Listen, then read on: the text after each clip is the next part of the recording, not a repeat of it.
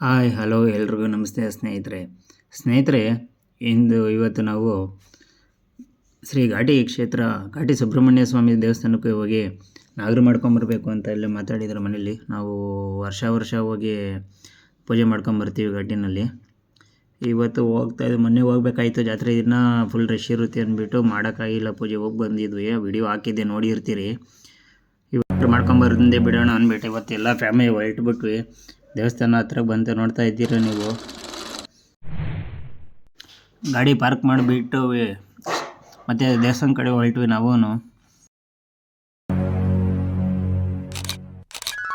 ಗಾಡಿ ಪಾರ್ಕ್ ಮಾಡಿ ಹೋಗೋ ಅಷ್ಟೊತ್ತಿಗೆ ಅಮ್ಮವರೆಲ್ಲ ನಾಗರಕಲ್ಗೆ ಪೂಜೆ ಮಾಡೋಕ್ಕೆ ಎಲ್ಲ ರೆಡಿ ಮಾಡ್ಕೊಂಡಿದ್ರು. ನೆಕ್ಸ್ಟ್ ನಾವು ಹೋಗಿ ಮಾಡಿದ್ದೆ ಪೂಜೆನ.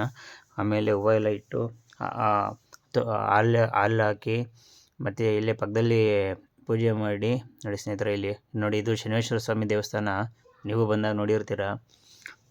ನೋಡಿ, ಸೀರೆ ಎಲ್ಲ ಇಟ್ಟು ನಾಗರಕಲ್ಲಿಗೆ ಪೂಜೆ ಮಾಡಿ ಶನೇಶ್ವರ ಸ್ವಾಮಿ ದರ್ಶನ ಮಾಡಿಕೊಂಡು ನೆಕ್ಸ್ಟ್ ನಾವು ಹೊರಟಿದ್ದು ಸುಬ್ರಹ್ಮಣ್ಯ ಸ್ವಾಮಿ ದರ್ಶನಕ್ಕೆ. ಜಾತ್ರೆ ಮುಗ್ದು 2 ದಿನ ಆಗಿದ್ರು 2.5 ಗಂಟೆ ಕ್ಯೂ ಅಲ್ಲಿದ್ದೀವಿ. ಕೊನೆಗೂ ಸಿಕ್ತು ನಮ್ಗೆ ದರ್ಶನ ಭಾಗ್ಯ.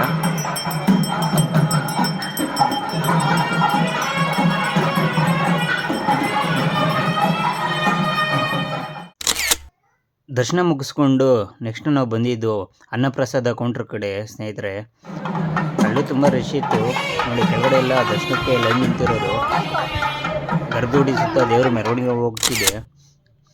ಅನ್ನಪ್ರಸಾದ ಕೌಂಟ್ರ್ ಒಳಗಡೆ ನಾವು ಎಂಟ್ರಿ ಆದ್ವಿ. ಕ್ಯೂನಲ್ಲಿ ಬಂದು ಅನ್ನಪ್ರಸಾದ ತುಂಬ ಚೆನ್ನಾಗಿರುತ್ತೆ ಸ್ನೇಹಿತರೆ. ಎಲ್ಲ ಮುಗಿಸ್ಕೊಂಡು ಗಾಡಿ ಹತ್ರ ಬಂದ್ವಿ ರಿಟರ್ನ್ ಹೋಗೋಕ್ಕೆ. ಅಮ್ಮವ್ರನ್ನೆಲ್ಲ ದೇವಸ್ಥಾನದ ಹತ್ರ ಬಿಟ್ಟು ನೋಡಿ, ಅಮ್ಮವರೆಲ್ಲ ಲೆಫ್ಟ್ ಸೈಡಿಗೆ ನಿಂತಿದ್ದಾರೆ. ಸರಿ ಸ್ನೇಹಿತರೆ, ಇವತ್ತಿನ ವಿಷಯ ಇಷ್ಟು.